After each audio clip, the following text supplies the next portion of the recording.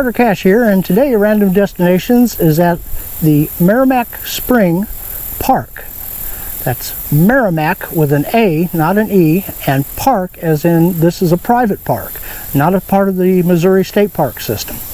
It's located just outside of St. James, Missouri, which is right off on Highway 44, about 100 miles from St. Louis maybe.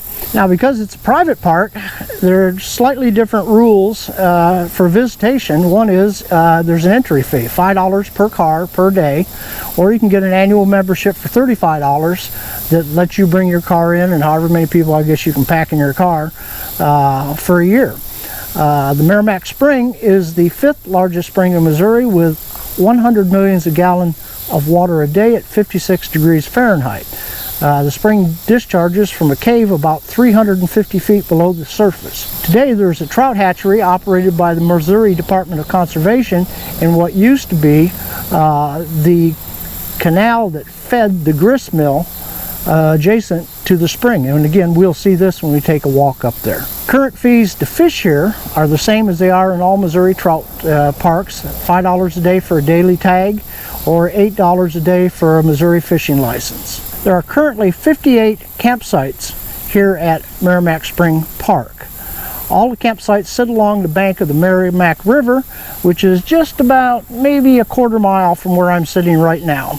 There are showers and restrooms available at the campsites, but no dump station. The park contains a very nice picnic area. I happen to be sitting in one of the very nice ones that is covered and nice and shady and only has roughly 22 million little gnats flying around in my face. So if you see me swatting around, it's not that I've become epileptic, it's just that I've had enough of these little gnats.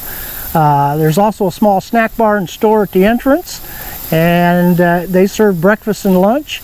Now I will say this, compared to the shop and restaurant at Bennett Springs, this is nothing to write home about. If you're going to come out here, I would bring a picnic lunch and plan on eating in the picnic area. So right now I'm going to wrap this part of it up because I'm tired of swatting these damn gnats. So we're going to take, I'm going to get Edith May, we're going to take a walk down along the fishing part of the river and show you what the park looks like. So let's go take a walk around the spring. Edith May left a couple minutes ago. She's on her way already.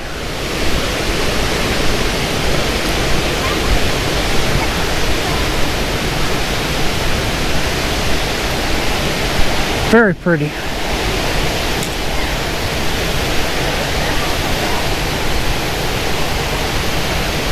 You can see the spring again off in the background where the water is bubbling through the rocks there.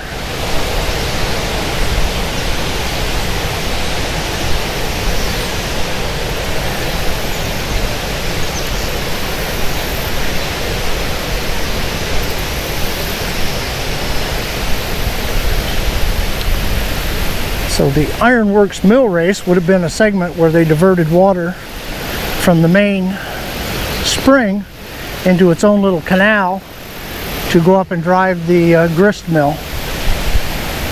And that's what this little canal is, a little man-made diversion.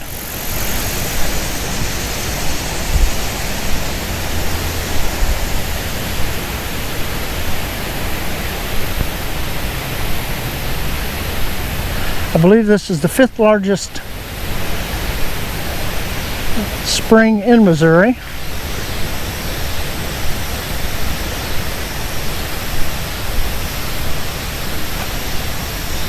It's a pretty good size spring.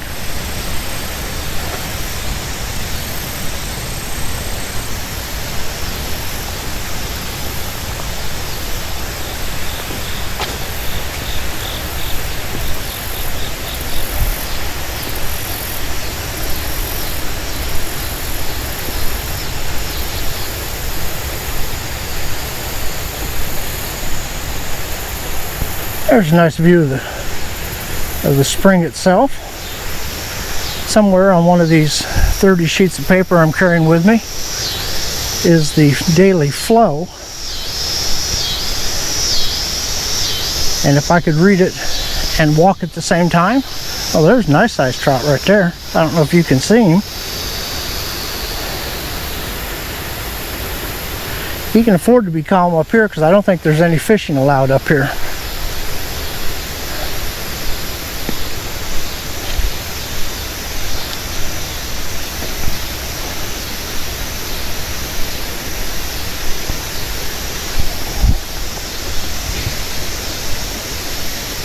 Yeah, you can see the trout jumping out there. No wonder they're jumping.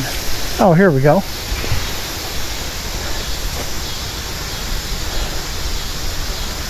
Maximum daily flow, 420 million gallons per day. Average daily flow, 96 million gallons.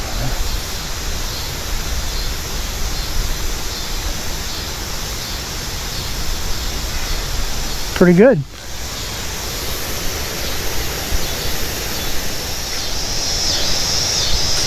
Yeah, I don't know if you can see all the trout, but there's quite a few of them down there.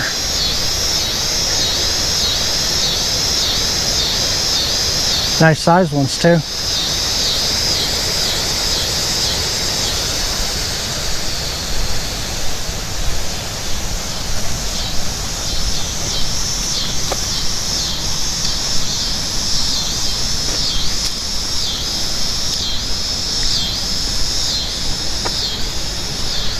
Yeah, this is where the water's coming up. You can see the flow.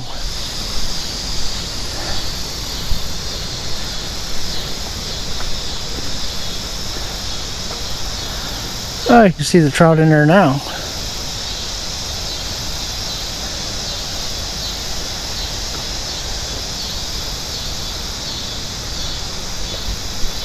You can see a cave down underneath there, which I guess is where the water's actually coming out of.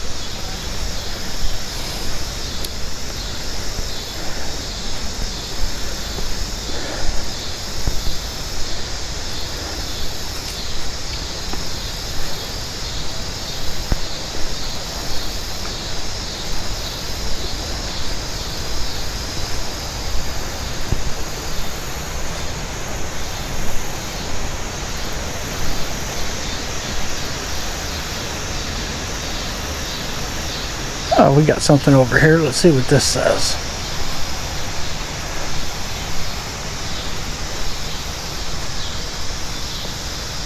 Maramec Spring has been designated a registered national landmark.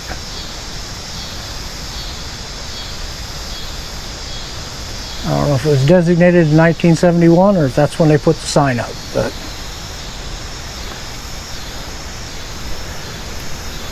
this is a good view of the limestone and type of geology that they have in Missouri. Boy, look at all those nice fish.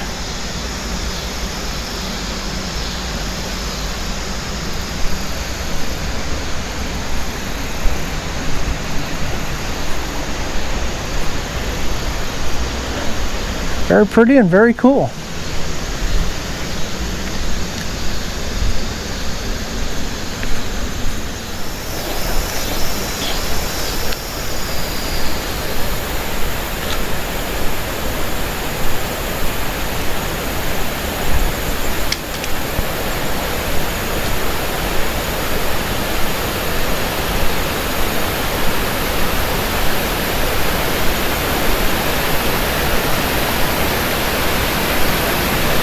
I'm just going to guess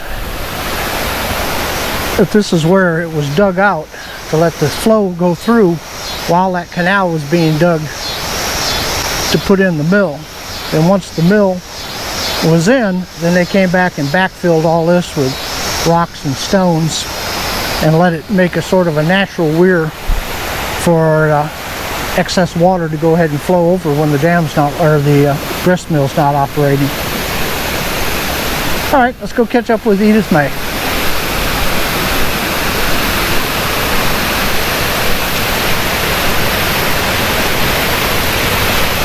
Another little part of the hatchery. You can see the little tiny fingerlings down there. And yes, they do feed them Purina trout chow.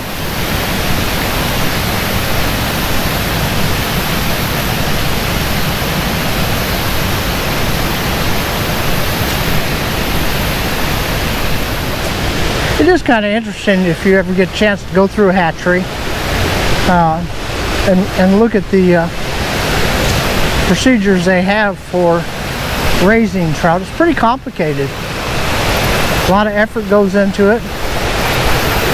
Aerators in there, keep the oxygen levels up.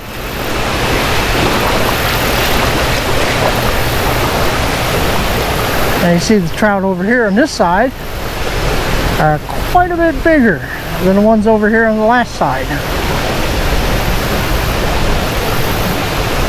These almost look like the size that they would stock.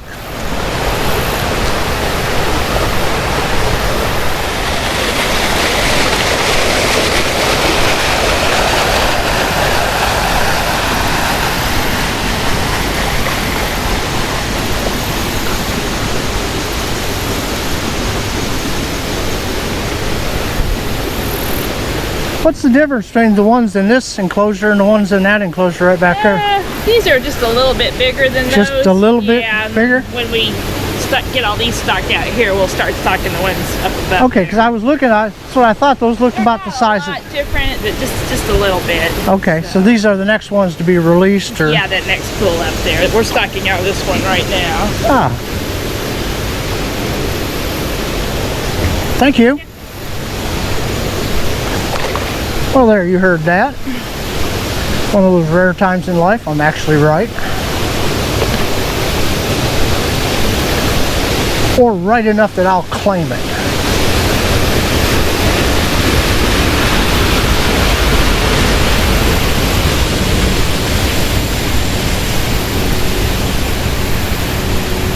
Alright, let's catch up with Edith May, and then we'll go down to the fishing part of the river and take a walk along it. It's very pretty.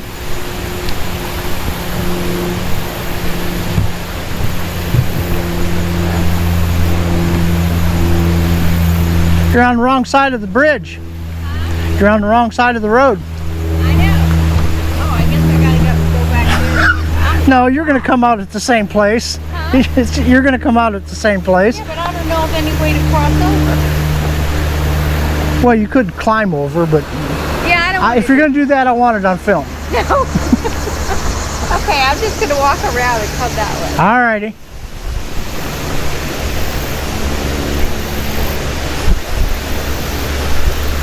There you have it, Edith May, adventure hiker.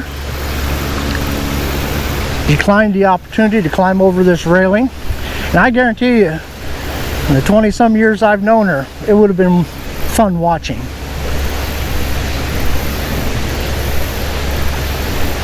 And this is where the grist mill canal empties back into the main spring.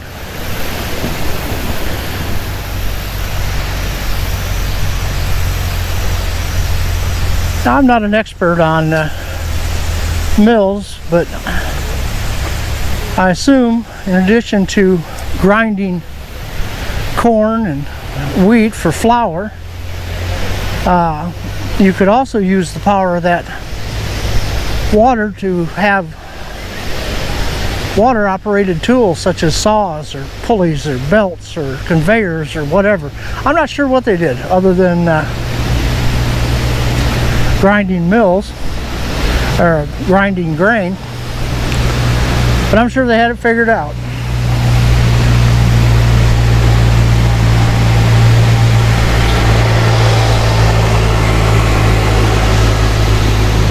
Alright, we'll just wait here for Edith May, then we'll go on down to the river. There she goes, she's putting on her final kick. She's going to break into a run any second now.